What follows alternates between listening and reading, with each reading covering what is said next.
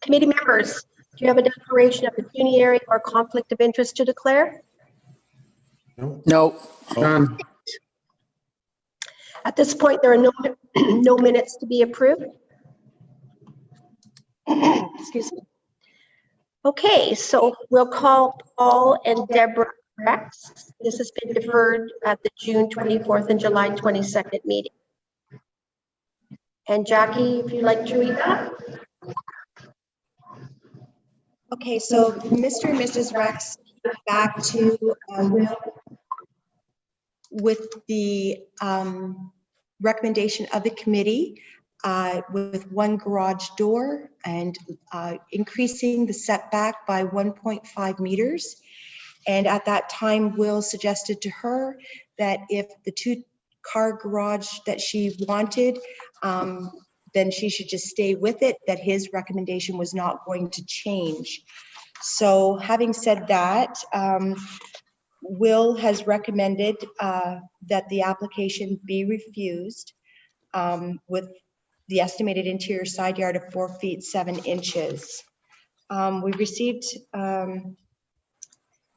the information from Paul and Deborah Rex, which is in your package, which outlines what they're doing and why they want it. And then we received revised comments from Karine Nada, Manager of Building Services for the County of Lambton, who stated that the above noted application has been reviewed and the following comments are provided for your consideration. The property known as 10264 Oakburn Court does have septic records available for review. A septic system was installed in 1979. The system components remain in general conformity with the 2012 Ontario Building Code. A site inspection was completed and the system appears to be in good working order at this time. The septic system is confirmed to be in the exact location as provided as part of the original septic approval documents. The proposed garage addition structure will not impact the septic system in a negative manner, which would affect its performance. The septic system must be clearly plotted on the plot diagram when the building permit is applied for. Please do not allow vehicular traffic in the septic area, nor allow it to be utilized as a construction laydown space. It is suggested that the area be clearly staked and protected at all times. At this time, the department can support the above noted application and has no further concerns, provided the proposed garage addition structure is constructed in the exact location as proposed. Okay, Mrs. Rex, would you like to speak to that? Yes, I did speak with Will, and I asked him if we had our architect draw up some different plans, what would he be willing to support? And basically he said that he had no issues with the plans. They basically met that fire code and the abutting property issue, and everything else seems to be under A-OK, other than the fact that the general overall intent of the area, I think he was saying, is a 15.1 foot setback, and we're asking for a lot less than that. But I feel that the whole idea, the whole concept of the setbacks that are required in this area is that we maintain at least 35% of our lot as natural wooded area. And I'm out here, and I could take you on a virtual tour and show you that my lot is covered in trees. This is what's behind me is the big tree that Will is concerned about. That's going nowhere. And as you can see, and my lot continues way back, you can't even see through there. And I could take you for a walk way down there and show you that it is well, like even in this one whole section, that it is all trees. And that would be right behind the garage. And the area that we're actually asking for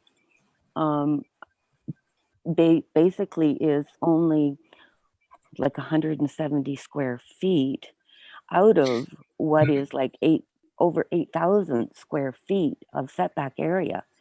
To me, that's minor. And I don't think that we're losing the intent of this whole subdivision at all. That this is my neighbors. Can you see their house? I can't see their house, but that's basically their house. You can, if you zoom in a little more, you might be able to see their house. But that I'm well behind where the garage would be. The garage would be basically right here. And as you can see, there's still lots of trees in between me and my neighbor. And I'm going along the lot line. I scoped it out. I don't know if I can see. Oh, can you see that? No. Yes. See, Yes, we can see that. Okay, so that's the back corner of the where the garage is proposed. And then we come up to the front corner. Okay, and then that goes back over to the garage, as you can see. So, but you turn around and look at all the trees. This is all the trees all along that line. I am not disturbing the intent of this area in any way. And if we would go on a long walk. If you tried to walk to the back of my lot, we would go on a long walk. And I don't feel that I'm disturbing the intent of this area at all. And I'm starting to walk backwards, and I'm not even 10 feet from where my garage is proposed to be. And I am walking back. Great. So you can't even see the neighbors behind me, but our lot goes well another, of course, you know, this lot line is 165 feet. So I don't feel that we're disturbing this area at all. Okay. Or taking away from the initial intent. It's still a single family dwelling. We're not building a three, you know, like a 4-story walk up or anything like that. And I really feel that the safety issues and everything like that have been addressed, and I would hope that this committee would approve it. And I basically said to Will, I said, you know, I thought that you would have the authority to approve it, and he agreed that you guys do have the authority to approve this. He just didn't feel comfortable actually making a quote unquote recommendation. And he said 3 times in all of his reports that he wasn't opposed to this. So that's All right. Well, I'm going to ask the committee members if they have any questions or would for you. okay. Committee members.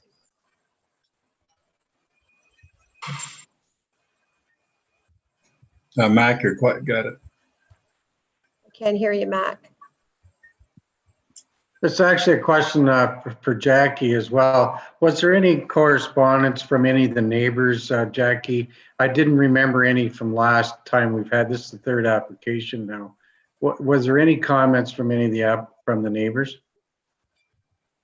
No, there was not. All right, thank you. That's the only question I have. Scott?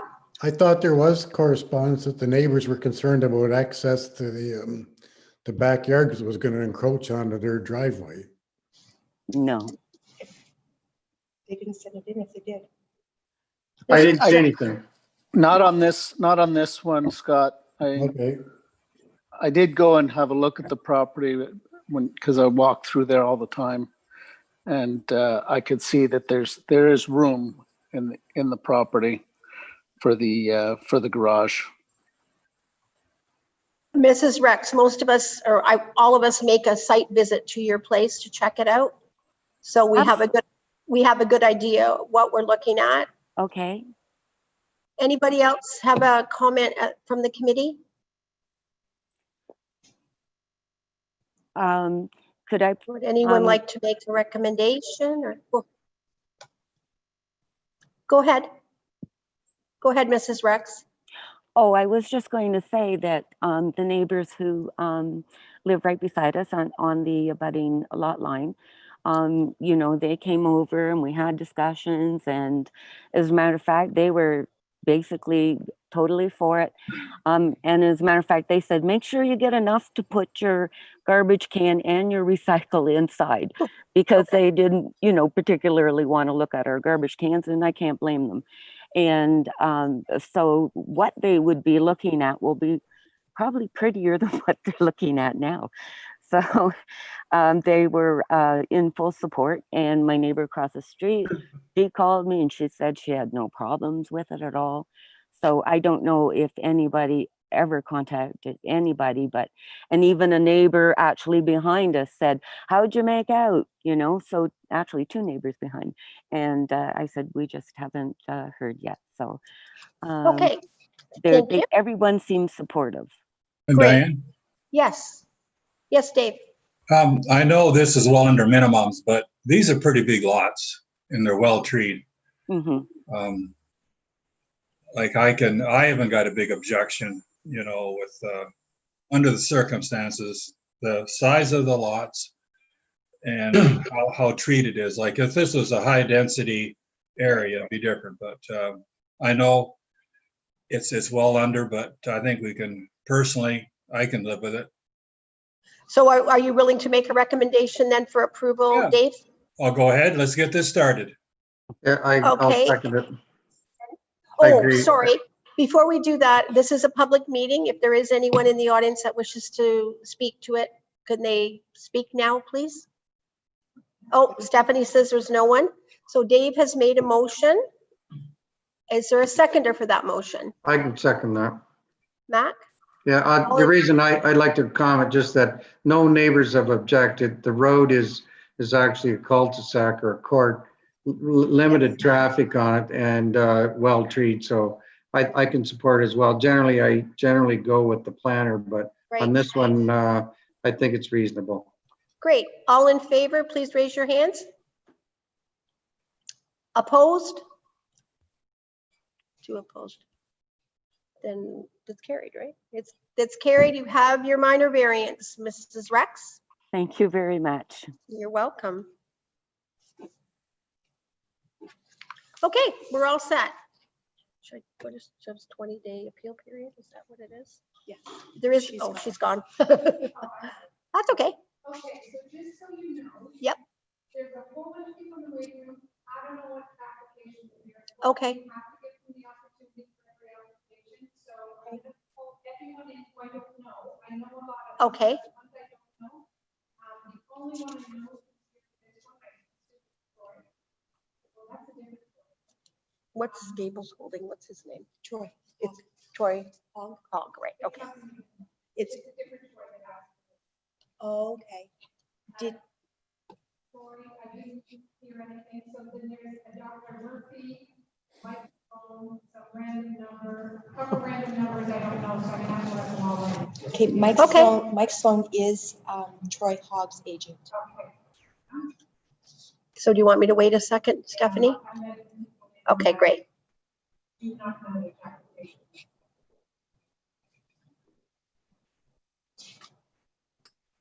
Just hold on, committee. We'll be right there.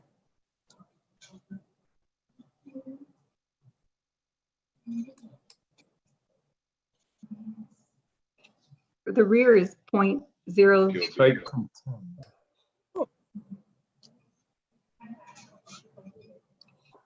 Hello? Hi, I'm Mike Hi. Sloan. I'm Troy's representative. Is Troy in? Just hold on 1 second. So you're gonna have to ask for number 6. Come on, Troy, you're the And technology.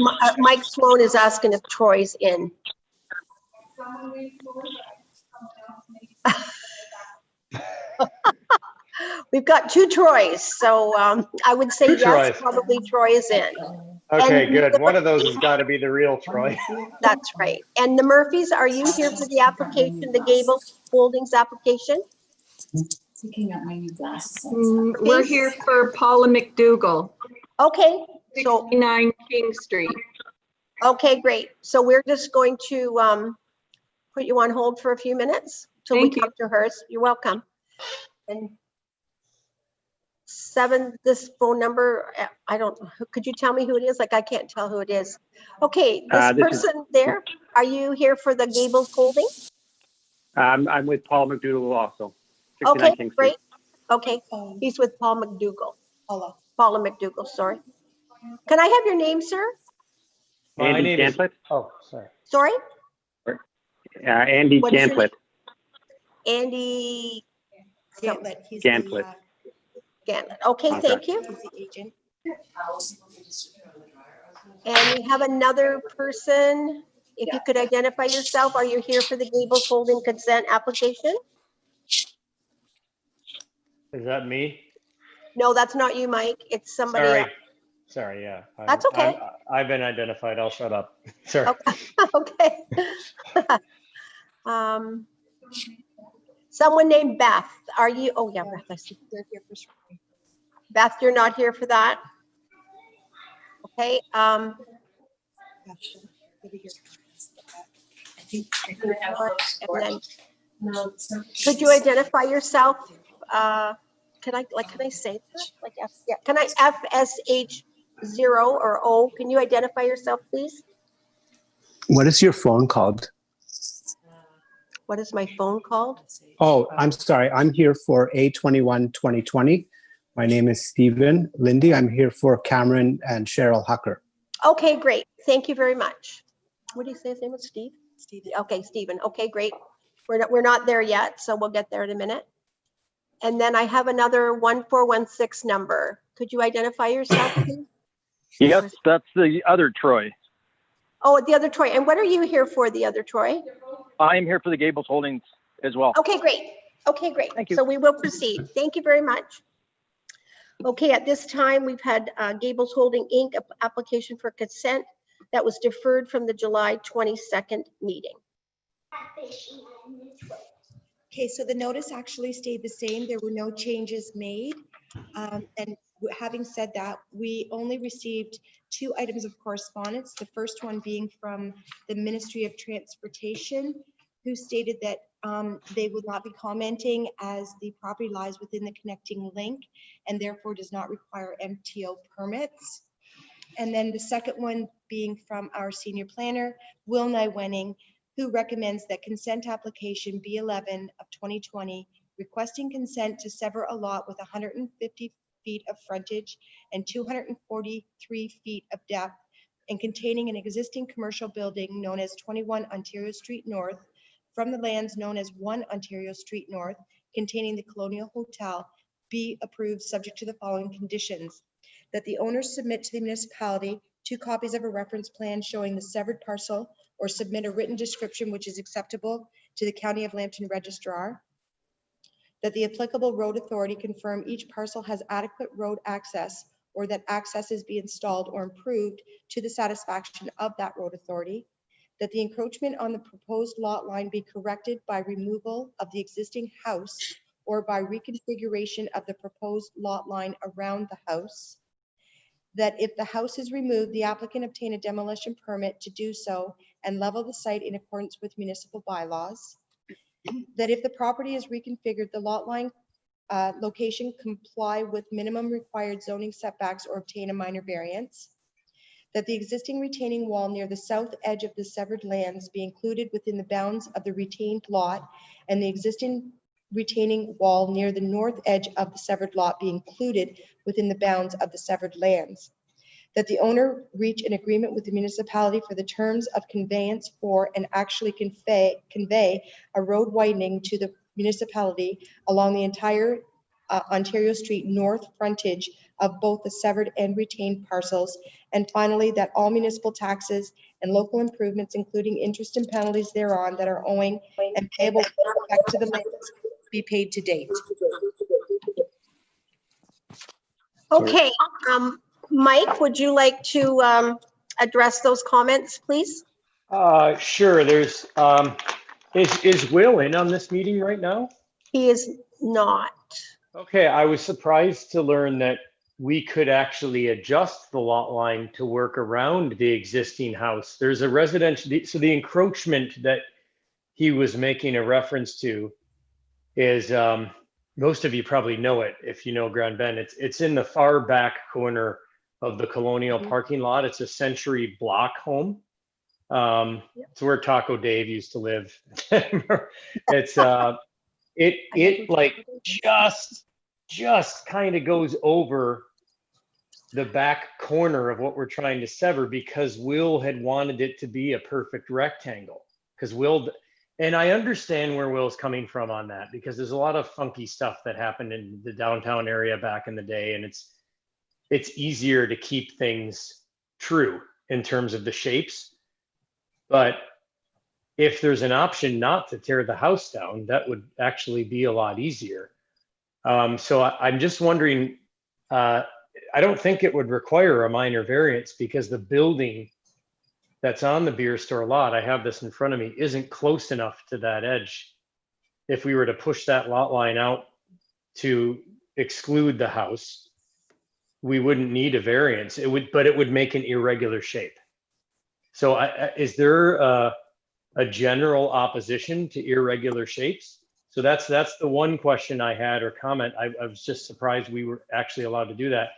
The other thing I'm wondering about is that I don't understand how the road widening project, like taking the beer store away from this other property, frankly, it's always been its own piece of property anyway. I don't really know how Troy's agreement to some sort of plan for the road widening would have anything to do with this severance, because that could be years out. So that was my other question. Pardon? This is the municipality's opportunity to get the road widening. Okay, so Jackie's telling me that this is the municipality's opportunity to do that, to get the road widening? Yeah, but I didn't think this application would be It's frozen. widen into the beer store parking lot as well. Sorry, you were frozen there, Mike. We couldn't hear most of what you said. Oh, I apologize. I said, so the road widening would actually widen into the beer store parking lot as well? Yes. I thought it was only in front of the Colonial. Yeah, yes. Okay, so severing, I'm just confused as to how one has to do with the other. I thought that was kind of a separate thing. I'm only concerned because I have a client, there's a client on the line who's purchasing the beer store on the line, so to speak, not this phone line. He's basically waiting in the hopper, so to speak, to purchase this once the severance is done. And I wasn't made aware that there was some kind of requirement that, can you read that one part to me one more time? Just that one item, that one bullet point. Certainly, it says, let me just, which one was it? Well, there's 8 of them. That the encroachment, no. Not the encroachment one. That one I can talk about with Will. If there's an opportunity for Troy not to tear the house down, well, Troy was not that adverse to doing that either. So that, I guess, will just, I don't think there needs to be a minor variance to work around the house. With the one I was asking about was the agreement road wide bullet point. Okay, yeah. It's number 7. Or 7, Yeah, it's number, yeah. And it says that the owner reach an agreement with the municipality for the terms of conveyance for and actually convey a road widening to the municipality along the entire Ontario Street north frontage of both the severed and retained parcels. So it does affect the severed parcel. Yes. It does. Oh, that's why it's in there. Affect the whole street. Yeah, I just wasn't sure as it was approaching. Okay, so by how much depth would we lose? Or is that the agreement we need to make? Yeah. Yes, you have to talk to the municipality about that. No, that affects my client who is buying the beer store. So yeah, I guess that does have to be in there. Troy, are you listening to all this? Troy is He's muted. on mute. So he's on mute. But he can Troy hear us. James, He you're can hear us. muted? Okay. Yeah, Oh, he can hear us. Okay.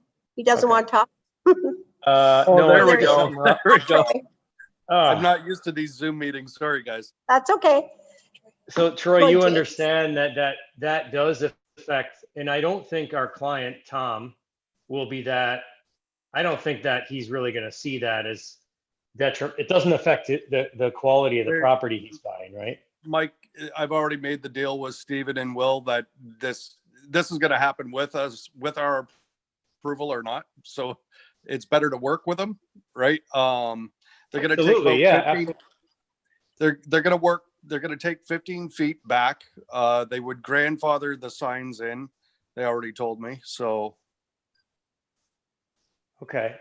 But this all happened after you did those drawings, so I So understand. where you're I coming just from.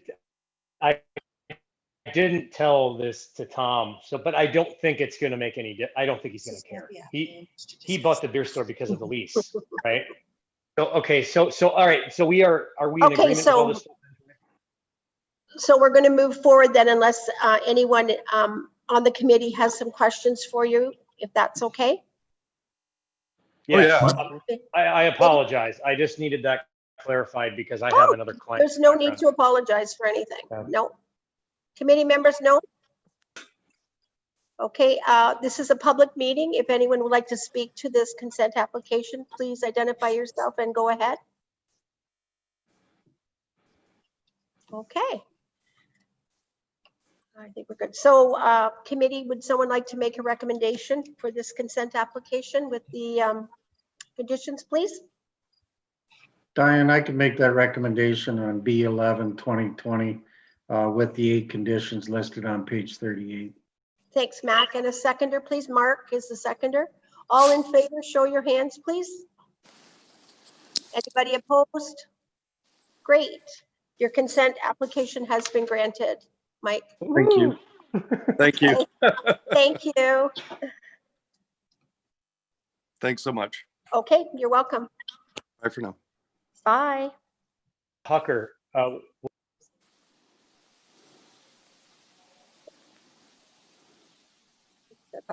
Someone just said Hucker.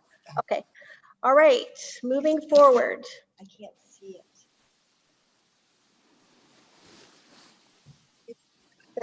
I don't know. They didn't say. They never said who they were when I asked them. The number 1416579. Can you identify yourself, please? Yes, I was the other Troy. Oh, okay. And what's the other Troy's last name? What's your last name, Troy? Moffat, like the fridge and the stove. Moffat. Okay, great. Thank you. Great. Thank you. Bye now. Okay, good night. All righty. So Stephanie, how we doing?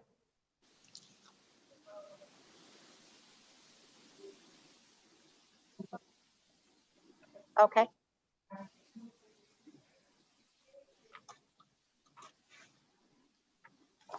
Hi, Ron. Hey, hello. We're just letting some people in, so we'll just be a minute or two. Yeah, no problem at all. Ron Moore.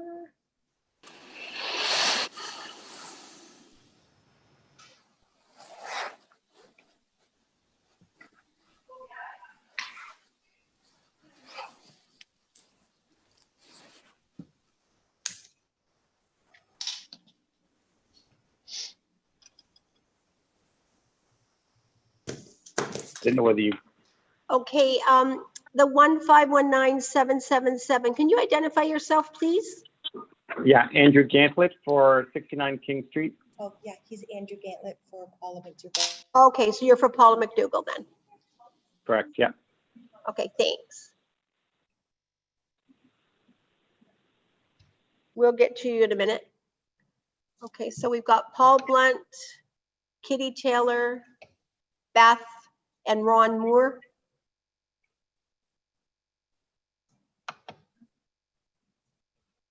And you're all here for that application on Yes. William Street? Yes. Okay. Yep. Right here. Okay. Got one more? Oh, that's it? Okay. Okay, we're going to go ahead with application for Ron Schroyens. Is that how you pronounce it, Ron? Pretty close. A minor variance. It was deferred from July 22nd meeting. So Jackie? Okay, so the content of this minor variance that was given in the original notice has not changed, but we do have several items of correspondence. So you're going to have to bear with me as I note those items, please. Okay, so this is from Beth Blunt, Judy Burrows, Peter and Noni Robinson. I am opposed to the variance that has been requested by the applicant at 6298 William Street, Ipperwash. I believe that the structure is totally inappropriate for the neighborhood. There appears to be no thought put into the environmental impact, the neighbors, or the neighborhood. It is a beautiful home, but the property neighborhood is not appropriate for this size structure. I feel the height alone could cause problems due to shadows, birds, lack of view for anyone, and safety. I am including 2 other neighbors' names which asked to be included in this email. They also do not agree with the structure variance. They either will be away at time of the meeting or do not have appropriate internet resources to join the Zoom meeting. I also do not believe that all neighbors have been given the appropriate time or information to give an educated opinion on this variance. I believe the information less than a week of this meeting being scheduled, and I received, sorry, the information less than a week of this meeting being scheduled, and do not believe all neighbors have been given the information. The next item is from Paul Blunt. I am filing several concerns to the proposed structure at 6298 William Street, Ipperwash. Why is he applying as a number company and not as an individual homeowner? My understanding is that the applicant is proposing a variance to section 12.2H of zoning bylaw of 2003 with respect to the total building height 10 meters, requesting a variance of 11.3 meters. My understanding is this will be used as a recreational space, i.e. hot tub, which will require a railing. Ontario Building Code requires a railing of 0.865 to 0.965 meters. We will assume 0.9 meters. The final height will be 13.1 meters, notwithstanding any items such as tables, chairs that are not fixed. As requested from the municipality, at request from municipality, drawing of the proposed structure have been provided, which indicates the proposed building appears to be a monster home, 3 stories. Well, you can watch everyone. That's a kid. Oh, okay, sorry. Covering most of the parcel, which is totally out of character of the adjacent properties. I have a myriad of concerns with the proposed structure. With respect to the building height of the roof of the structure used as mezzanine type recreational space, any furniture or any other item not permanently and adequately will become a formidable projectile during even minor storm, even when there are high winds off the lake, which can blow up quickly in a matter of 20 to 30 minutes. Plastic chair could easily be launched over the railing into the William Street roadway, only 20 meters away, hitting a vehicle or possibly a pedestrian or cyclist being killed. Concerns with privacy for the immediate adjacent properties, as the over 13 meters would overlook those properties and the beach. Such a structure may and will cast a significant shadow over the adjacent property during sunrise and sunset events. Interfere with flight paths of migrating birds. Why is this application by a number company? Should it not be as a property owner? My comments are only based on the letter provided and the screenshot provided by the municipality. This home would appear to be completely inappropriate for the area. The break wall appears to be severely undermined and a load of gravel has been deposited on the property. I certainly hope he's not going to use it to support the break wall. Next item of correspondence received.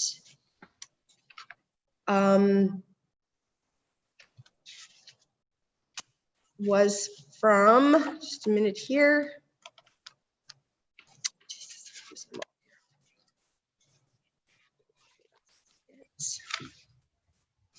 From Catherine Taylor. Thank you in advance for your attention to the following comments and observations regarding the above file. For your information, potentially due to the current COVID-19 economic staff reductions within the postal service and travel restrictions for some property owners, the notice dated July 10th was received by some property owners July 16th, 17th, and others were not aware of the hearing.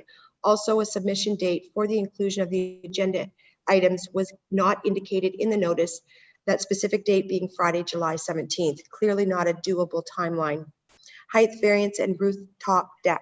Objection to dwelling height increase to 11.3 meters to the top ridge of the roof. It is unclear whether the 11.3 meters includes the height of the deck railing, proposed hot tub, dumb waiter platform, or any other fixtures or potential structures on or attached to the roof. These aspects must also be given due consideration in the variance adjustment request. Given the proposed dwelling height and lot location, the radial vantage view from the deck would severely compromise the privacy of the residents of William, and Wakefield Streets and beyond. Safety hazard. Prior to relocating to Ipperwash Beach, I lived in a small subdivision directly on the Lake Huron waterfront and experienced firsthand the unpredictable nature, powerful force of the lake winds, water patterns, and the damage that resulted. Repeatedly, homes were with unobstructed or open decks on the ground, and second floor house level encountered many hazardous issues. On countless windy, stormy occasions, furniture and items on the deck would be damaged and or picked up and carried away by the wind. As well, some pieces secured to the deck dislodged and became airborne projectiles, causing significant damage to roofs, window glass, parked cars, or on surrounding properties. In conclusion, I welcome a new dwelling on this property constructed within the established municipal building code and bylaws, taking into consideration the safety and aesthetics of the neighborhood.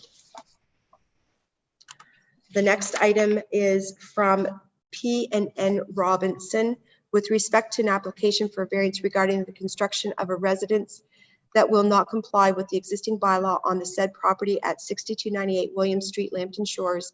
We are not in favor of the municipality amending the existing height bylaw. As can be seen, the neighborhood consists of mainly single-story homes with the odd two-story and would not conform with the neighborhood. At present, the structure would obstruct view, being 2 to 3 times in height of surrounding cottages, permanent home structures.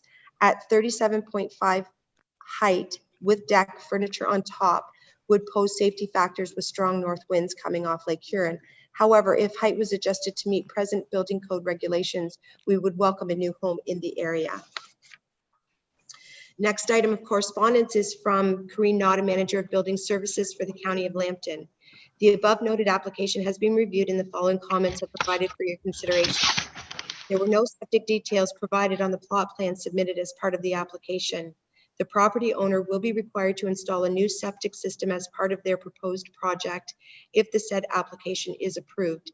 It appears a septic system could be installed and meet all applicable setbacks and requirements in Part 8 of the 2012 Ontario Building Code. With that being said, the available space for the septic system is limited, but there doesn't appear to be adequate space for same. As a result, this department would have no concerns with respect to the application, but advise the applicant to be mindful of all septic system requirements, including soil loading rates, setbacks, and possible design constraints. This department can support the application provided the following condition is imposed: that a septic permit be obtained for a new septic system. The septic permit must be obtained prior to the issuance of any building permits, must meet all applicable setbacks, all other criteria contained within Part 8 of the 2012 Ontario Building Code. Next item of correspondence is from the St. Clair Conservation Authority, who I'm only going to read the recommendation, recommends that the St. Clair Region Conservation Authority recommends that the proposed development be shifted landward. So all development, including accessory structures, example, decks, stairs, and septic system, is directly outside of the dynamic beach hazard limit, shoreline area 2. To accommodate the proposed design, a reduced front yard setback variance would be required. The Conservation Authority has no concerns with the proposed variance for height. Written permission must be obtained from the Conservation Authority under Ontario Regulation 17106 prior to development.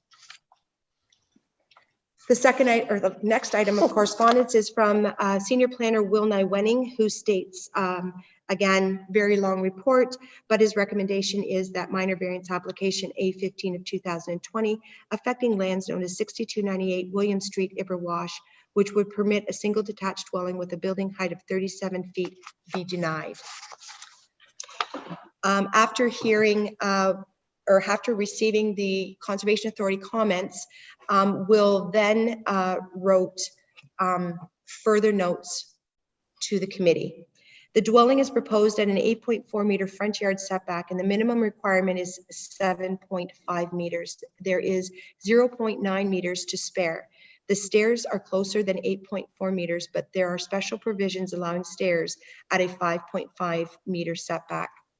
There are structural elements of the dwelling, stairs, and a projection of the deck that extend beyond the hazard line. The St. Clair Region Conservation Authority does not want these structures in that area. The dwelling has to be moved back at least 2.6 meters to get out of that line, which would require a reduction of the front yard setback to 5.8 meters and a variance of 1.7 meters for the house, and now also a variance for the front stairs. The St. Clair Region Conservation Authority indicates that they have not signed off on the use of the line the applicant has used as a hazard line on the site plan. They may require a greater setback, requiring even more of a front yard setback variance for both the dwelling and the stairs. And lastly, if it is staff's opinion that a variance to the front lot line would not be appropriate, as its purpose would be to accommodate a house that is not in scale with the neighborhood. This is a significant change to the required variances and would have to be advertised separately. In staff's opinion, this lends support to the opinion that the dwelling design is not appropriate for the lot and neighborhood. Okay, thank you, Jackie. Ron, what have you got to say for yourself tonight? Well, first of all, the property is owned by a numbered company because that's what it's owned by. I'm the president of that numbered company. I own some other real estate. I don't have to put it in my own name. There's no law that says I have to do that. So it's in a numbered company because it's legally in a numbered company. There's nothing illegal about it. There's nothing going on. We're not doing any commercial work out of there. We're not selling ice cream or hot dogs. It's legitimately put under a numbered company. So put that to bed. The reason that we went with this particular design was a bunch of reasons. First off, the setback, which by the way, we did pay the $5,000 for the coastal study to get done, only to be told by the St. Clair Shores people that for their people to look at it, it was going to cost us an additional $2,500, and then they could still just throw it out. So even though everybody seemed to get permits for building walls, we decided that we weren't willing to take that chance of losing $7,500 for the sake of moving the cottage back. And at the same time, we were having a lot of erosion, which everybody knows is, there's quite a bit of erosion there. So we took the advice of the St. Clair Shores people, which was, let's just move our cottage and build a cottage back. So the line that they're talking about, that they've been discussing, is a line that the green line, which is the setback line, which travels through our property. Halfway through our property, for some unknown reason, that line juts back towards the, I guess that would be east, halfway through the property. So all we'd asked them was if they could just straighten that line out halfway through our property. That's it. We're not asking for anything more than that. We've already spent our $5,000, another $250, another $750. We spent 3 years working on this. All we were asking them to do, can you just straighten that line? It's straight most of the way or halfway. Can you just straighten it out so that, we at least have something? As far as the house goes, our house is really small, or the cottage is really small right now. It's 35 feet wide with, pretty big open space on each side, to one side, which goes to a public path, and the other side goes to our neighbor, Ron here, who I can see in front of me. So our thinking was, if we go really wide, like go the maximum distance wide in a 2-story and move it back, that would be okay. We could do that. That's not a problem. But we thought, you know what? That's going to take up too much space, or take up a lot of space, and we're going to be right as far as we can go to the left and the right of us. So instead of doing that, let's go with this thin cottage. It's taller. That's correct. But let's go with that. Now it's 38 feet wide. So that, going from 35 to 38, we've now still left all that wide open space on each side of the cottage for a viewing area. but we are definitely higher, 32.8 feet legally we can go, and our cottage to the top of the railing would be 37 feet. So, that's the difference. That's what we're talking here, is a few feet difference. But the idea was to sort of keep it long and narrow versus wide and 2 stories high. We are setting up, because of the boundary, we're now setting up behind the 2 cottages. Right now, we're all sort of even. The 2 cottages beside us we're all kind of in a row there, which is fantastic. It's great. But because of the new rules of the laws or whatever have you, because of the setbacks, we're now way behind the 2 cottages to our left and our right. The idea behind going taller was so that we would have some kind of a view that we have now, because otherwise all we're doing is looking in everybody's backyard. And so the idea was to be able to go taller. So we had that. So we've left the sides of it open, so it's wide open so that people can see.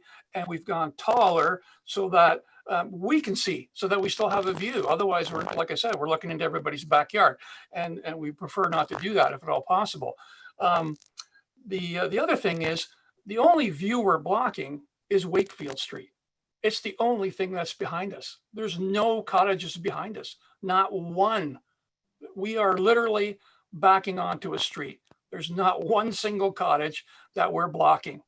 So not quite sure what the 3 feet problem is there, but apparently it's pretty severe according to. Well, I would say, I was going to address that. Most everyone is complaining about your height, right? Obstructing a view. They're also worried about safety issues with flying furniture. Yeah, I understand that, but I mean, the safety issues are really, really, I mean, you'd have to really be a really not sensible person to think that you're going to put plastic lawn furniture up on a structure that's that high. I mean, I'm sure it probably happens, but I mean, it just doesn't make any sense. Like, who would want their furniture destroyed? Who would do that? I mean, that's the last thing that I would want to do. And the last thing I would want to do is, I'm in an industry where it's all about safety. I mean, that's all we do. In our business, I spend more time dealing with safety factors and loads and different things. The last thing I'm interested in doing is getting somebody hurt, and certainly anything blowing off. I mean, they're right. Anything that blew off that height, or even half that height, or even in a storm, a normal deck size would do some damage and break whatever it was would be broken. It would be garbage. So they're really, that to me is a far reach to say that, in a storm, things blow off. Yeah, things move everywhere in a storm. But I mean, we're not gonna, the idea about putting plastic furniture on a roof 30 feet in the air is not nothing that we would really aspire to. And we're not even putting a hot tub in it. The hot tub happened to be just part of the drawing. We were never gonna put a hot tub in it. We're just, I'm not that interested in hot tubs. I'm in my 60s. It's just to be able to maintain that and go upstairs. I'm just not interested in that at this point. We just wanted to have a vantage point to have a look at it over the roofs of our neighbors, who now we would be looking into their backyards. So that's basically the premise behind it. Thank you, Ron. Committee members, I would imagine there's some questions for Ron. Does anyone have them? Or not? No? Nobody has any? I have a question. Ron, yes, sir. It's Saverio Rinaldi.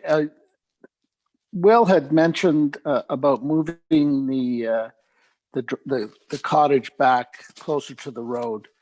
Is there any issue that you have with having that, as he said, I think it's 5 feet from the road frontage? Well, that's that line, right? I mean, I wish I had a picture of it here handy, but that's that line that goes between Ron's place and the Dickersons, who are on the other side of me. So there's a line that travels through our property that is the setback line.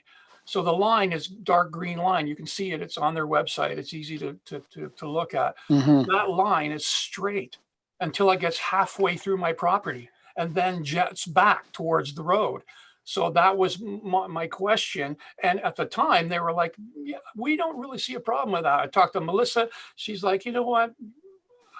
I don't know. I can't say yes or no, but it seems like a pretty reasonable request. I mean, we already spent and we already sent them our coastal study, and we already spent all that money. We've already gone through all that, you know, and we got really nowhere with it. We weren't asking for anything major. All we're asking to is to take the line that goes like this and then like this and do this. That's it. Like, you know, I'm not asking for anything more than that. I mean, if it came down to it, what's on that line is not actually the house. It's a small balcony. It's a small sort of deck that's on there. I would just take the deck and not put it on. That's what they're talking about here. Is a little deck that goes out from the corner of the house out. That's what's over that green jut back line. So if I take that deck completely off, then I'm fine. I'm well behind it as it sits right now. But I was hoping after all this stuff that we've gone through, that all they had to do was take that line that was on a slight angle going towards the road and put it back up. There's no, as far as I can tell, looking at the entire map of all the cottages there, there's no reason for that line to all of a sudden do this. There is not one reason for it. So that's all I'm looking for. And like I said, I've already paid the $5,000 coastal study. I just wasn't prepared to pay St. Clair Shores $2,500 to have my coastal study looked at by their people. I just thought that was ridiculous. And you know, right now it's not even feasible. So. All right. Thank you, Ron. Any more questions from the committee? Well, this is a public hearing. If you'd like to speak to this, please identify yourself. Hi, I'm Beth Blunt. I guess I just have concerns about, for sure, the environmental impact around, because like even the pathway that was there originally, there is a Lambton Shores pathway there, and all of the greenery has been taken down from that, where Ron has been going in and out with machinery. I think that, you know, you talk about you paid the $5,000 for the conservation, all that done. I mean, I guess part of it is that comes with buying on the waterfront and making sure that all that stuff is looked after. And, you know, when you move there, if you were intending to change that, you would have had to pay for all that anyways. So, and I realize there's not someone directly behind you, but we are behind you, I guess, kitty corner. And by looking at what you're building, it seems to be that it would pretty much cover the whole lot or property that's there. So I guess for our sake of what we're looking at by the information we've been given, it appears that, you know, trees will be cut down, all that kind of stuff. And I just am concerned about the environmental impact for sure. Well, let me just, we had some barn swallows every year for the last 2 years on our property, and we didn't do anything to our property because they were there. They're an endangered species. So we let them come there and do their thing, and we didn't do any work at all, or any repair work or any filling or anything until they had done their cycle. So my wife is a massive animal lover, like beyond anything I could ever imagine I could be.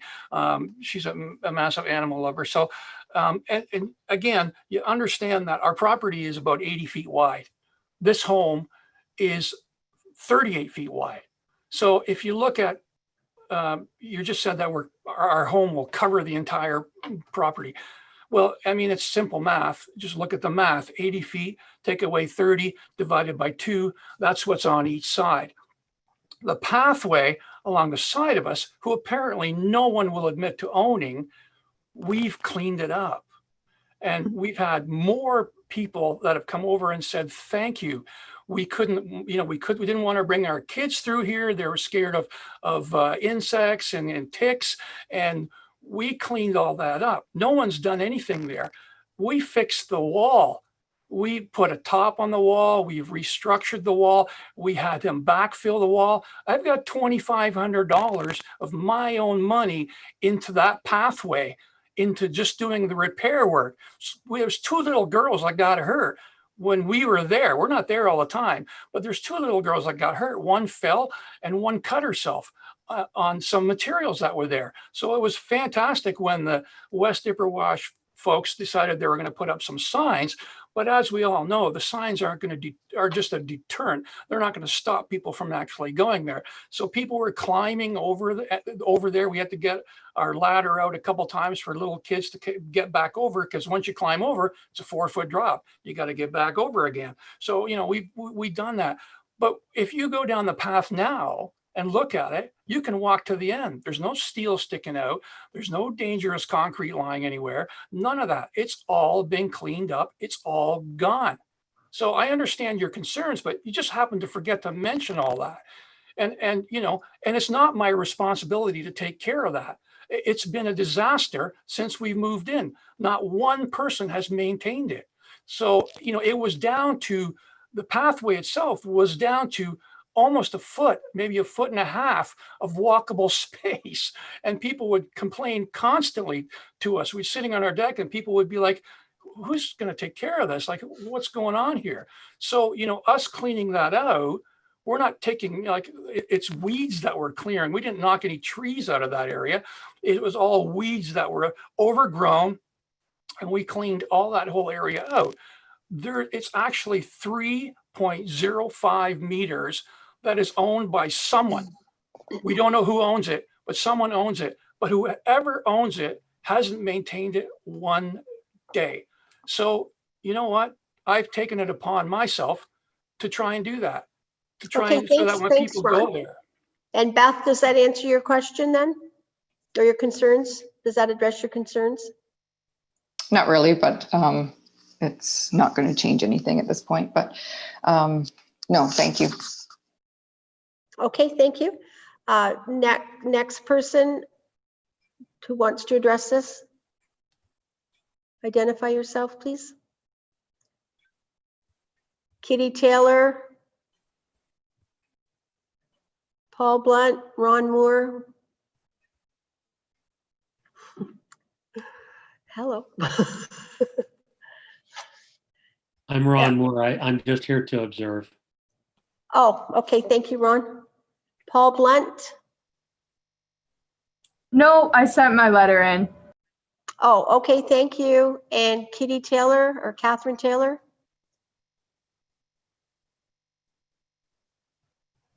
I know that you read from her. She might not have a mic that she can hook up to. I'm not sure. Okay, I do show that she is muted right now. Yeah, she could be just muted. So go ahead. The other thing, and I mean, I don't want to really push this, but it's just we're looking at building a pretty nice home, and we're not looking at building it immediately. It's going to take a little bit of time. I mean, it's going to happen. It's a project that's going to happen over a little bit of time. Our plan was to build something that was really nice, that hopefully would bring up our property values and everybody around us property values. That was not our intent, but we feel that by doing what we're doing, as a result, that will be effect in the neighborhood, that all property values would rise. So anybody selling their cottage to anybody who's looking to buy a cottage and maybe knock it down and build something new, their cottages probably would be a little bit more valuable than it is now. Okay, I think we've got Kitty Taylor on the line now. Kitty, are you there? She did light up for a second. You did, yeah.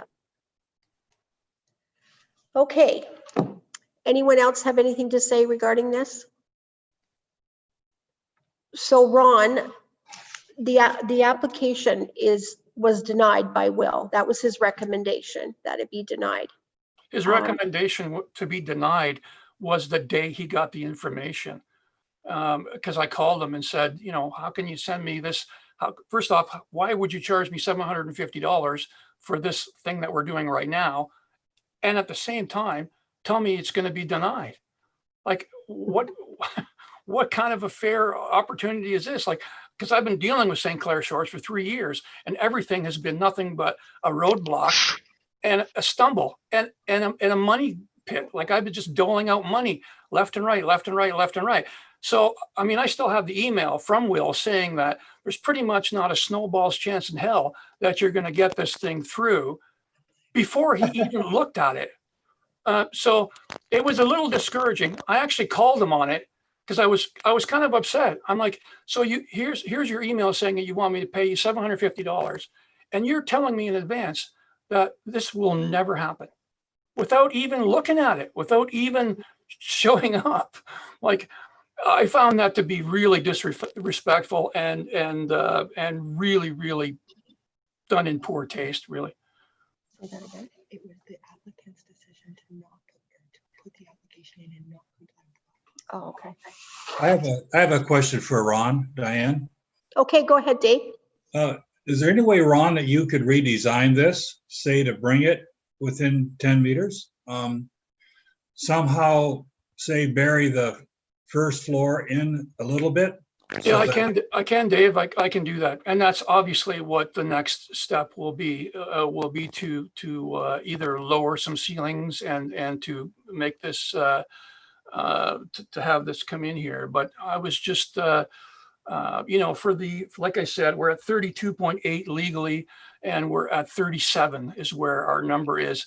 So I just assume that cool heads will prevail based on the fact that, we're trying to build something that is, really nice and still gives you all that space on each side that everybody wants. But yeah, we can do that. So we can do one of two things. We can there's not enough room on the property to separate the bottom of the property. Bottom of the property is basically just a garage and storage unit. There's nothing under, there's no living space under there. So that's what the whole bottom floor is. We can sink that down, or we can reduce the height of the ceilings on that floor and the next floor, and possibly the next. We can reduce that so that we're hitting that 32.8 foot mark. But honestly, at this point, with the group that we have here, all probably fantastically great people, I'm sort of getting the impression that even if we do that, it's still going to be a bit of a battle here. People just don't want to see a new cottage built on that property, which is unfortunate. Well, if you're compliant, there's no problem, no matter what they say, if you're compliant. Right. Well, that's the next obviously the next plan. So Dave, are you willing to make a recommendation for this? No. You're not, okay. I'm just recommending that maybe we try and lower the house, like to get. Well, that's what I thought you meant as a condition of acceptance of this is what I thought you meant. Oh, yes. Well, I'll go along with that. Yep. Yes. Thanks, Dave. Scott? I would follow with Dave that do not deny the application, but revamp it down, get it down to the 32 feet, get the, work with Will, get it in line. Make compliant, yeah. And Jackie's telling me that if he gets it in compliance, he doesn't need a minor variance. That's right. Yeah. So there's not even granted. Yeah. So Ron, how do you feel about that? Well, I mean, it's going to be. We have all the drawings, right? So it's going to be a bit of a job. But I mean, this whole project it's been a 3-year ongoing project that we're just trying to do. So that obviously was Plan B. We were hoping we wouldn't have to spend the money to redo all the drawings, but it was a roll of the dice. We spent $750 to do this variance. And maybe make that work, or we spend a couple $1,000s to redo the drawings. So, it's just that's just the way it rolls, I guess. Okay, so we'll just leave it at that then, right? We have to deny it, or yeah. You have to. Pardon?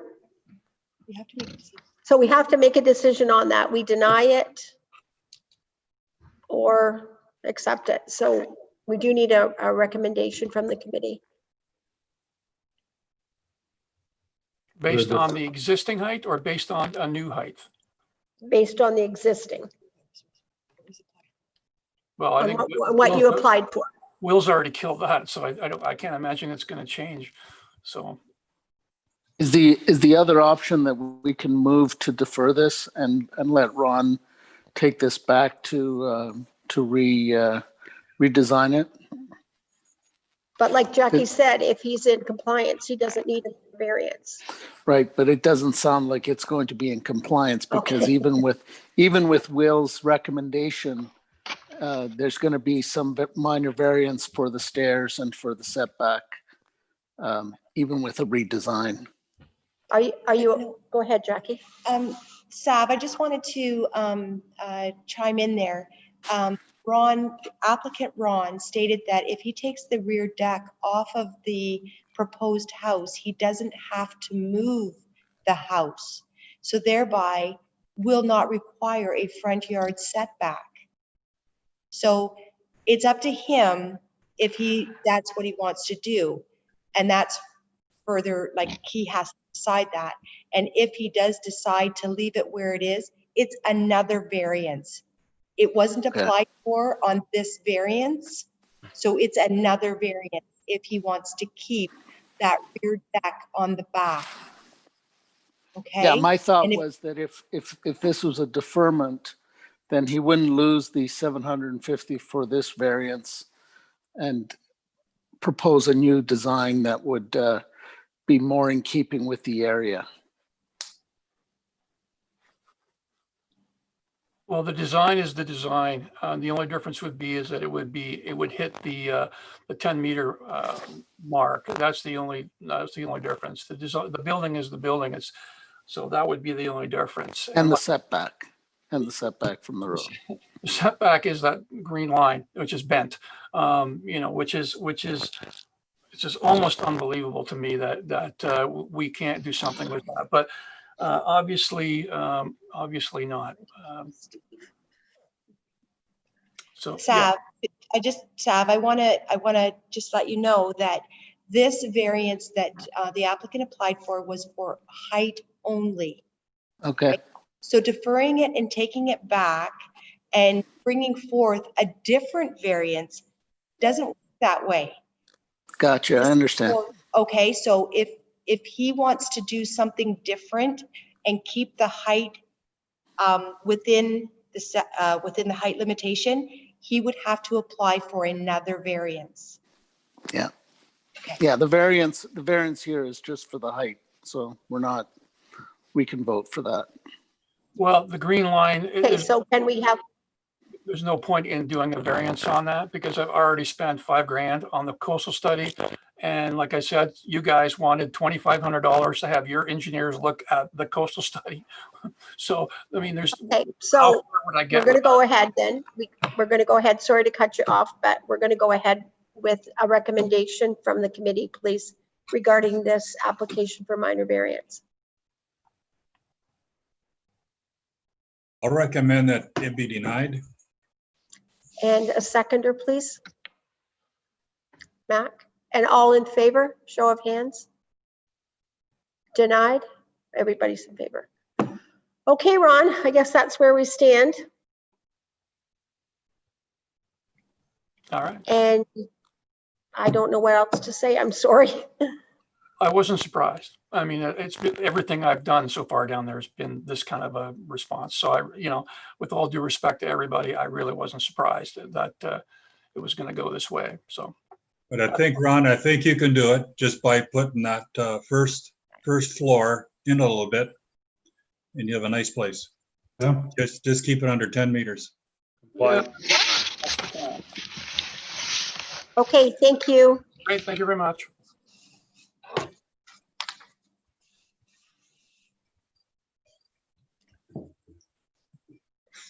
So our next application is JDK 2019 Holdings, Inc., a minor variance application A19 2020. Okay, sorry. Okay. Hello? Hi, Dawn. Hi there. And Jeff is I'm here. Jeff's here? Jeff's not with me. Oh, no, he says he's connecting to audio, so he'll be here shortly, I would think. Okay.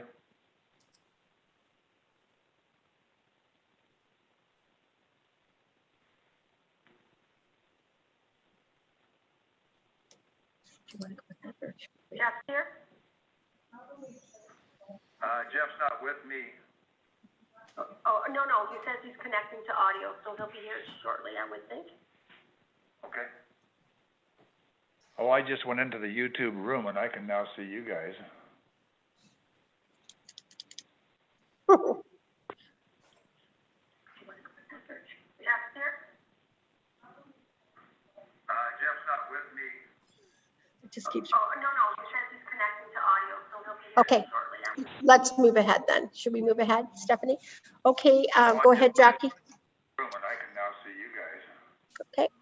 Okay, so we received a minor variance application from JDK 2019 Holdings Inc. agent Don Brooks, who is requesting a variance from section 24.3. Okay, let's move ahead then. Should we move ahead, Stephanie? It just keeps repeating the same thing. Okay, so we've received a minor variance application from JDK 2019 Holdings Inc. agent Don. Go ahead, he's muted himself, so. Okay, so I'll start off again. JDK 2019 Holdings Inc. agent Don Brooks has requested a variance for 9765 Lakeshore Road from section 24.3J II of zoning bylaw 1 of 2003, which requires a minimum 3-meter interior side yard in the C5-10 zone. In this respect, the applicant proposes to construct a commercial self-storage facility with a 1.5 meter, 5-foot interior side yard on the south side of the property. We've received a few items of correspondence, the first being from Stan and Catherine Korchak, who state, "We, Stan and Catherine Korchak, represent 1047588 Ontario Limited, the abutting property owner at 9759 Lakeshore Road to the south of the above-mentioned subject property. Our laneway runs from Lakeshore Road east to Goose Marsh Line directly beside the subject property. We object to the proposed variance and ask that the existing requirement for a 3-meter interior side yard remain as zoned in the bylaw of 2003. We do not want all the roof water and snow on our laneway, which is used for heavy equipment in our agricultural operation at that site. We would like to be notified of the decision." Second item is from Corrine Nada, Manager of Building Services for the County of Lambton, who states that the above noted application has been reviewed and the following comments are provided for your consideration. The property known as 9765 Lakeshore Road does have septic records available for review. A septic system was installed in 1978. The existing septic system consists of a 3,600-liter tank and a 250-foot distribution bed. It appears to be located behind the existing building.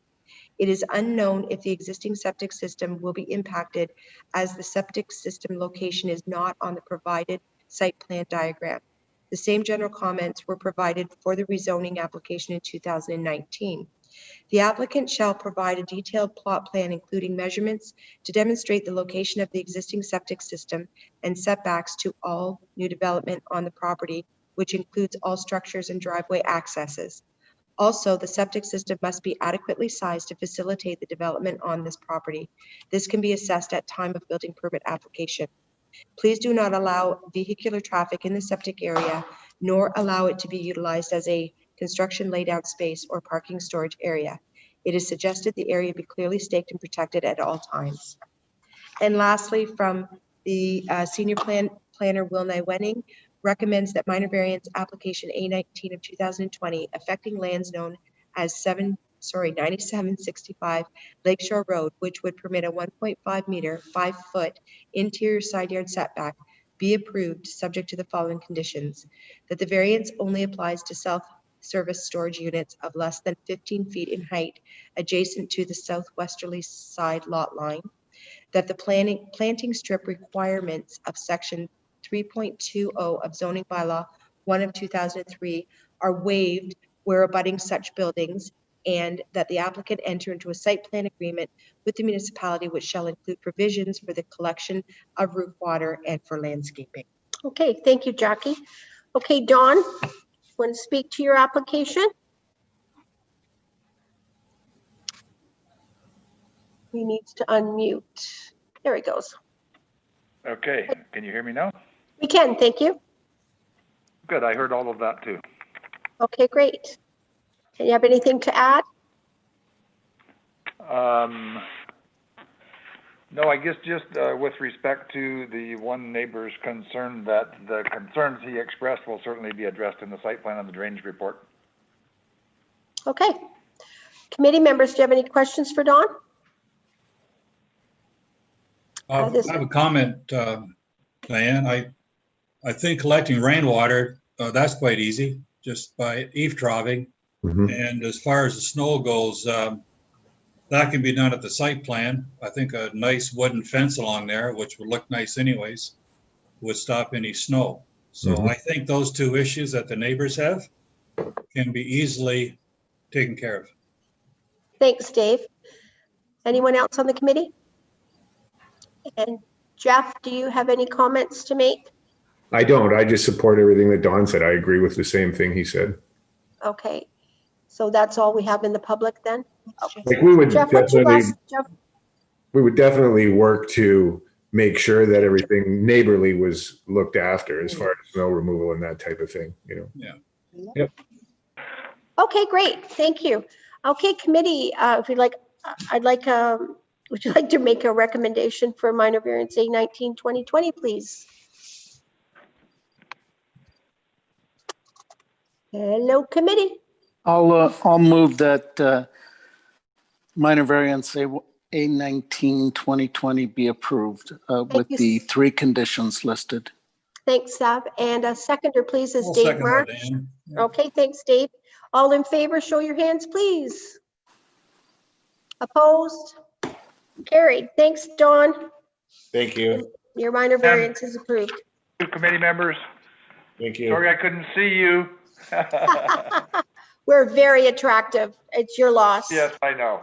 Get better with age, don't we? Thanks, Dawn. Bye now. Bye. And you have some people from McDougal, right, Stephanie? Okay, so there's a number of people coming in for McDougal.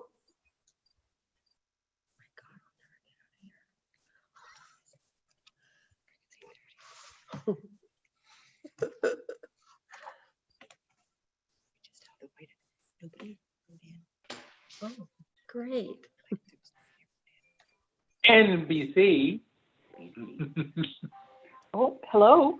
Hi there. Are you 519870? Yes, Hi there. 8458. Okay, Murphy and your and name? Huff. Sorry, can you say that Brenda. again, please? Brenda, Brenda, Murphy, And Bruce. Murphy, and Bruce Huff. Okay, great. Okay, thank you. Thank you. And Joe, what is your last name? PB Pinero. Okay. With a P like Peter? Yes. Okay. Okay, and Jerry Krug is there, and that's it, and Andy? Okay. We're ready to go, Stephanie, do you think?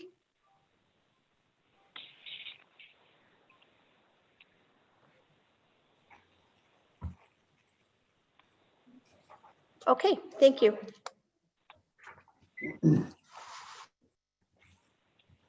All right, Jackie, if you could read that for us, please. Okay, so Paul McDougal's agent, Andy Gantlett, submitted a minor variance application for 69 King Street, Grand Bend, requesting a variance from section 10.2 F, G, and I of zoning bylaw 1 of 2003, which require minimum exterior side yard and rear yard setbacks of 3 meters and 6 meters, and permit a maximum lot coverage of 35%.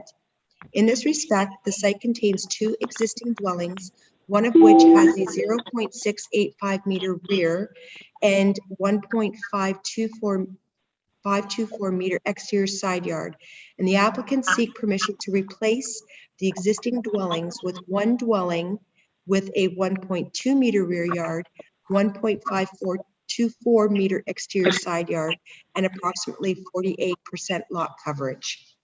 We received one item of correspondence, and that's from our city planner, Widening, who recommends that minor variance application A20 A20 of 2020 affecting lands known as 69 King Street, Grand Bend, which would permit the construction of a house with a 1.2 meter rear yard, a 1.5 meter exterior side yard, and a 48% lot coverage, be approved in part, subject to the following conditions. That lot coverage be limited to 40%, that the exterior side yard be a minimum of 2.4 meters, that no exterior doors be located in the south wall, that no driveway access be permitted to King Street, that the applicant provide on-site stormwater retention designed by a qualified person and approved by the municipality, and finally, that the house be built in general conformity with the character, height, roof pitches, and material of the plan submitted in support of this application, subject to the revisions in design presented. Great, thank you, Jackie. Andy, would you like to speak to this application, please? Sure, everything that Jackie brought up is fine with us. Sorry? Andy is muted. I show that Andy is still muted. Everything that Jackie mentioned there and is fine with us. Oh, okay. Everything's good. So that's Andy Yeah. there. I guess he's in there twice. Okay, Andy, that's great. Committee, do you have any questions for Andy regarding this application, please? No questions? This is a public hearing. Welcome the public, and if you have any questions or concerns, please identify yourself to the committee. I won. Joe? Yes.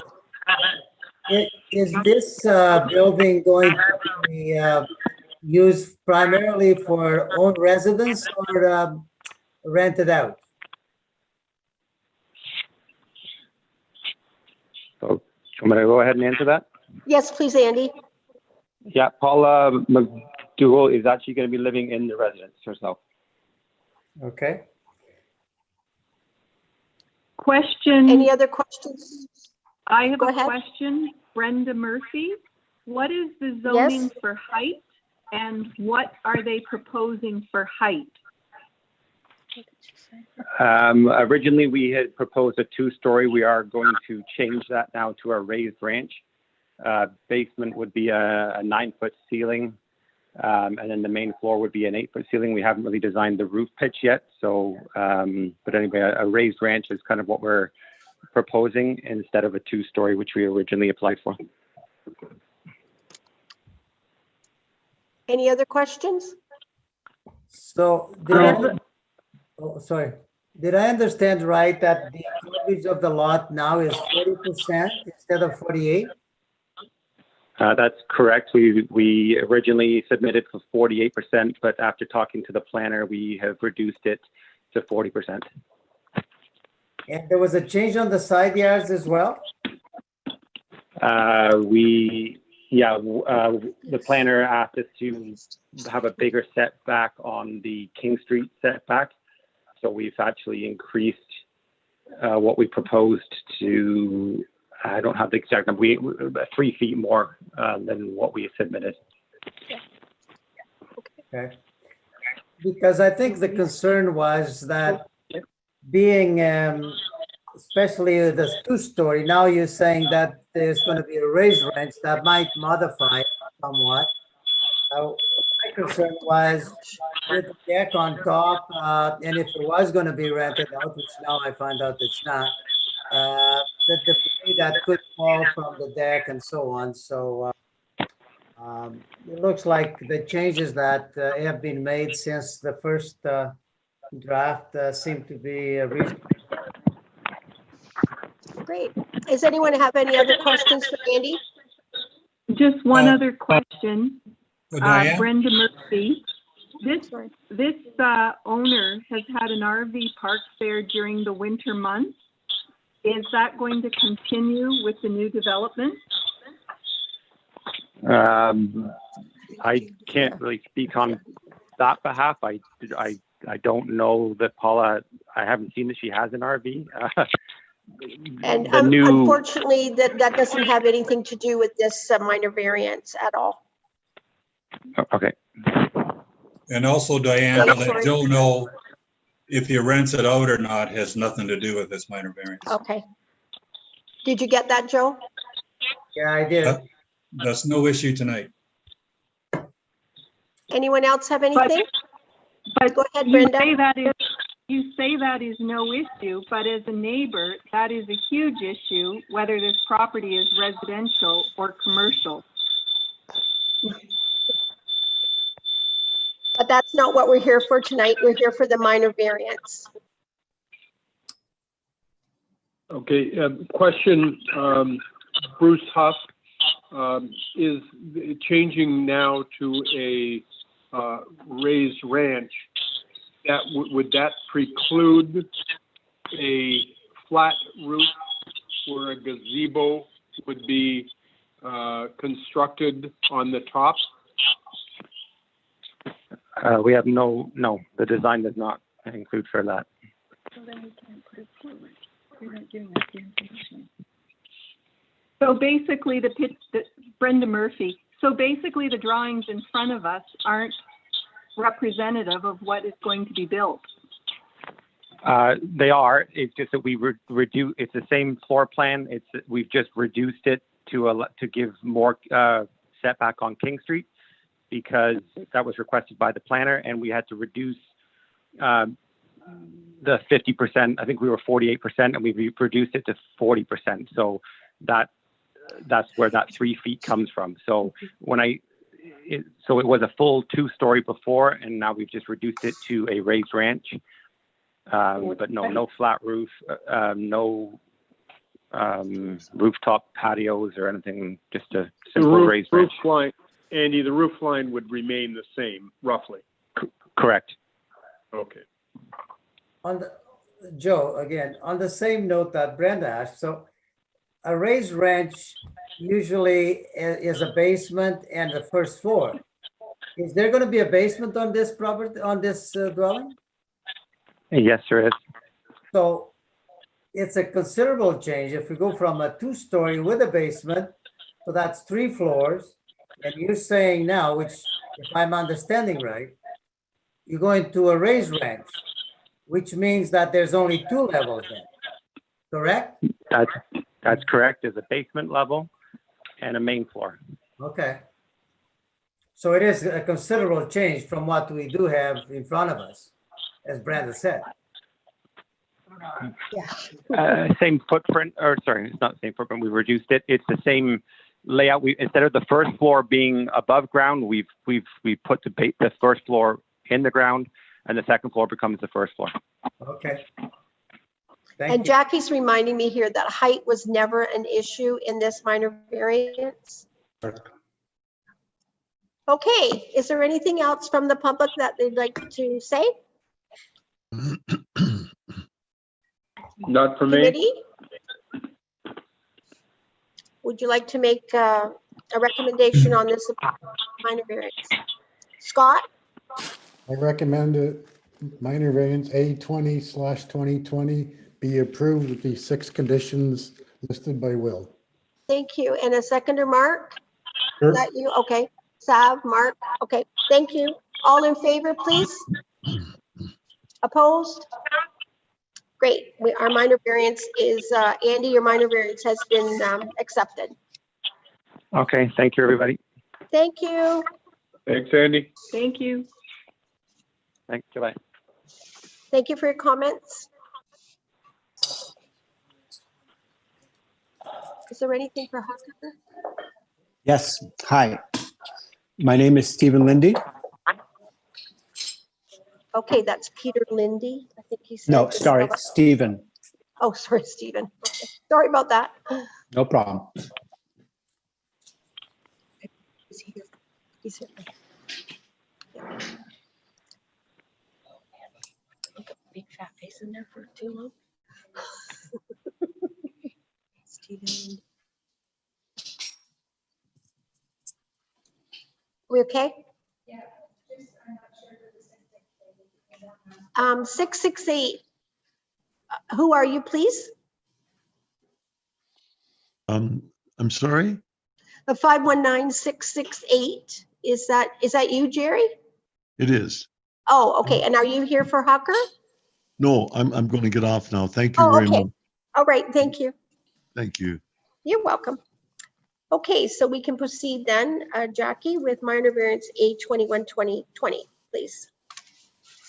Okay, Mr. Hucker applied for a minor variance for 9982 Nipigon Street, Port Franks, requesting a variance from section 3.3.3A of zoning bylaw 1 of 2003, which prohibits a detached accessory building in a front yard on a residential lot. In this respect, the applicant proposes to place a 160 square foot shipping container in the side of the bank in the front yard for use as a storage shed. We have 2 items of correspondence, the first being from Corinne Nada, Manager of Building Services for the County of Lambton, who recommends that the above noted application has been reviewed and the following comments are provided for your consideration. The property known as 9982 Nipigon Street does not have septic records available for review. A septic system was installed in 2020. The septic system is confirmed to be in the exact location as provided as part of the original septic approval documents. The proposed structure will not impact the septic system in a negative manner, which would affect its performance. The septic system must be clearly plotted on the lot diagram when the building permit is applied for. Please do not allow vehicular traffic in the septic area, nor allow it to be utilized as a construction laydown space. It is suggested the area be clearly staked and protected at all times. At this time, this department can support the above noted application and has no further concerns, provided the proposed structure is constructed in the exact location as proposed. The last item of correspondence is that from Will Widening, our senior planner, who recommends that minor variance application A21 of 2020 affecting lands known as 9982 Nipigon Street, Port Franks, which would permit the placement of a 160 square foot shipping container as a detached accessory building in the front yard, be approved subject to the following conditions. That a variance also be granted to allow a front yard setback of approximately 9 feet rather than 7.5 meters minimum. That the building be constructed in general conformity with the design presented in the applicant's sketch and the location staked out and partially excavated partially excavated on site, that the existing vegetation be maintained and the final lot grading and vegetative cover be used to minimize the structure's visibility from the street, and finally, that no second road access be permitted on the lot. Thank you, Jackie. Steve, would you like to make some comments regarding that? Yeah, just briefly. My name is Stephen Lindy, agent on behalf of the owners, Cameron and Cheryl Hucker. The application is to allow the accessory structure measuring 160 square feet. It will be accessible by foot from the existing driveway. The roof will be landscaped with a green roof, and the sides will be extensively landscaped with native plant species. There will be no deck space used on top, and no commercial use or hazardous materials stored in the accessory structure. This is the ideal best location for the accessory structure. The site is very steep and sloping. The house is approximately 15 feet above the road. And we have listened to the comments from the senior planner and the other planner, and we agreed to those conditions. The accessory structure will not be used for parking or for allowing any second driveway access. The structure will be essentially buried and camouflaged by the grading and slopes and landscaping on the sides. It will be only really visible from the front for the doorway. We walked around and the area and noted 5 or 6 precedences of similar types of accessory structures on the front yard. If you'd like me to list them, I can. No, it's not Otherwise, I'm necessary. finished. Thank you. Okay. And I don't know if you're aware of it, but our committee, part of our job is to go out and make a site visit. So I would assume that all of us have been there to check this out. So thank you for Yeah. that, Steve. Thank you. And committee, do you have?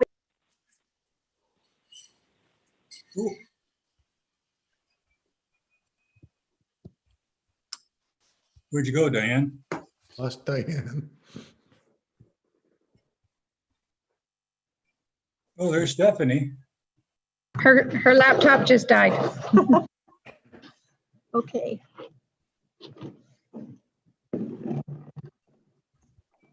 Committee, do you have any questions for the applicant? Scott? I have one question.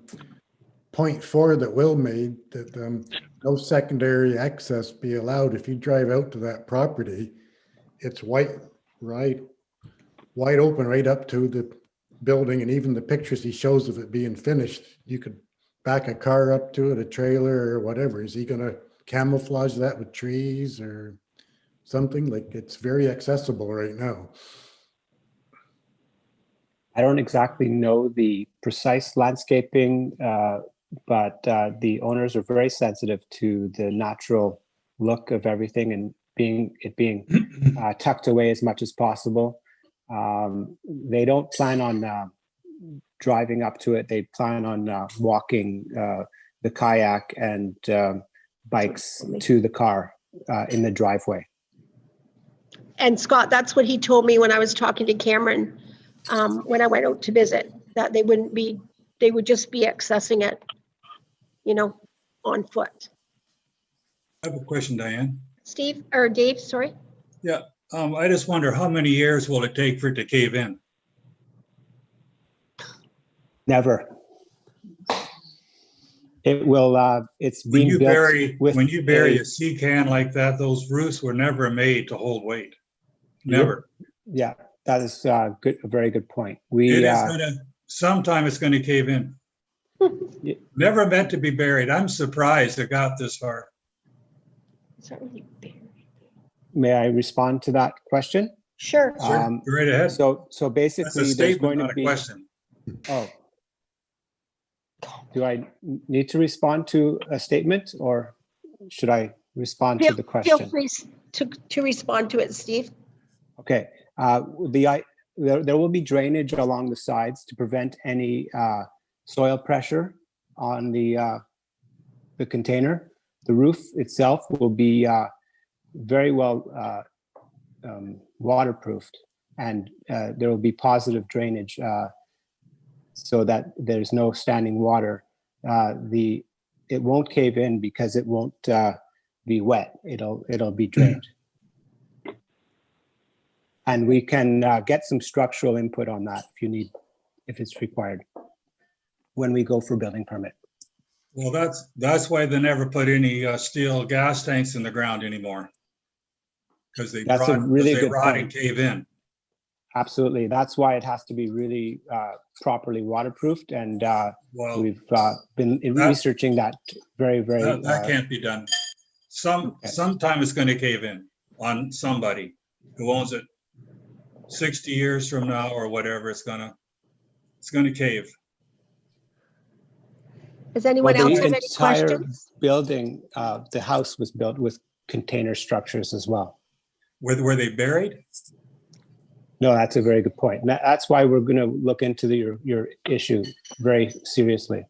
Yeah. Thank you, Steve. Anyone else have anything to add? This is a public meeting. If there's anyone else, I don't believe there is anyone. Diane, it's just Mac. Just to follow up on Dave's point, is it the building before a building permit is released to the proponent? We're just basically looking at the location of the structure, and the structure itself is done by building department. Right. that's right. I'm like Dave, I'm a little surprised Yeah. they're allowing a sea can to be used for this project, quite frankly, but I agree with the location, and I think, the applicants provided some great background information. However, the actual structure, I share Dave's same issues as well. And, I suspect before a building permit is actually issued for the project, that they'll be reviewing that, and it's obviously not in our domain. And Jackie is saying that is true, Mac. Okay. They may require engineering documents. Yeah, all right. Okay, I just want to make sure. I think Dave raised some great points, and I agree with him completely. I was surprised to see it, quite frankly. Okay. But sorry, what is Jackie saying now? This all has to be engineered? No, that's not what she's saying. I'll let her talk to you. Dave, I'm just saying that when Randy reviews the permit application when it comes in, that he may require engineered documents stating that, like the engineer sign off on the stability of the sea container. Okay? Okay. All right, thank you, Jackie. All right. Would someone like to make a recommendation for this minor variance? I'd like to make a recommendation that minor variance application 821-2020 be denied. Ooh. Okay. Do we have a seconder for that? I'll second that. That was Mark and Dave. All in favor? There's only 2 in favor. Opposed? 3 opposed. It's okay. Now what do we do? I don't know what to do now. You can still vote on approval. Okay. I'll make a motion to approve minor variance 821-2020. Thank you, Sab. And a seconder is Scott. All in favor? Opposed? Thank you. Steve, your minor variance has been granted. Thank you very much, Chair. Good luck. And Good luck, members of the Steve. committee. Wish you all the best. Thank you. You so much. So it was Matt, 3 and Approved.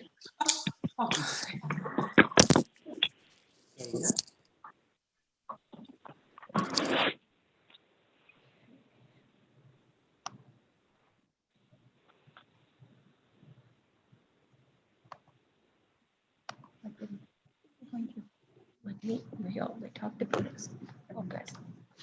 Okay, we're going to move along to the very last application, William McTier, A22, 2020.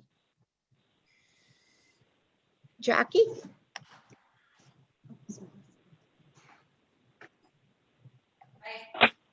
William and Marion McTier of 65 Oak Street, Grand Bend, presented an application requesting a variance from section 3.12.1D of zoning bylaw 1 of 2003, which requires a minimum exterior side yard setback of 4 meters for a deck in the R4 zone. In this respect, the applicants seek permission to have a 13-foot wide deck with an exterior side yard of 1 foot. The applicants previously obtained a minor variance to construct a house at a 4.28 meter, 14-foot exterior side yard, but did not obtain a variance to replace an existing deck. Construction of the deck started, but has been suspended while the applicants pursue this minor variance. We received 2 items of correspondence. The first being from Gerald and Linda Roeder, live at 63 Oak Street on the corner of Oak and Hill Street, directly across from the property in question. I would like it to be known that I support the variance request submitted by Mr. McTier. The proposed request is basically on the same footprint as his previous deck. The only difference is that in the past, there was a small flower bed lining the exterior of his former deck. Plan 24 has seen many upgrades to property, with more and more individuals building homes to live in year-round versus summer cottages. This adds to the value of all properties in Plan 24 and should be applauded and not discouraged with unreasonable restrictions. Hill Street will never be widened, and the proposed structure will in no way obstruct traffic flow. Again, I support Mr. McTier's variance request and hope he will be successful. Last item of correspondence is from Senior Planner Widening, who recommends that minor variance application A22 of 2020 affecting lands known as 65 Oak Street, Grand Bend, which would permit a deck with an exterior side yard setback of 1 foot, be approved, subject to the following conditions: that any stairs to ground level also be no closer than 1 foot from the exterior side lot line, and 2, that the deck be unenclosed, meaning open on all sides except for safety railings.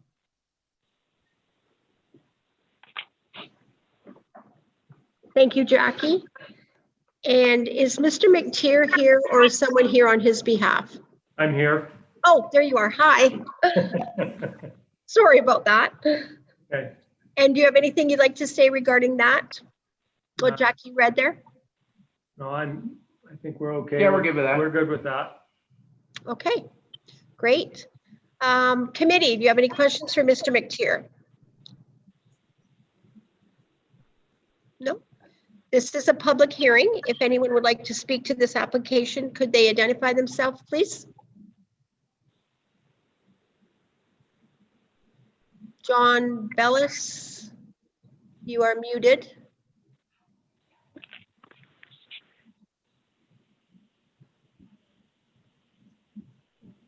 Is that Jamie?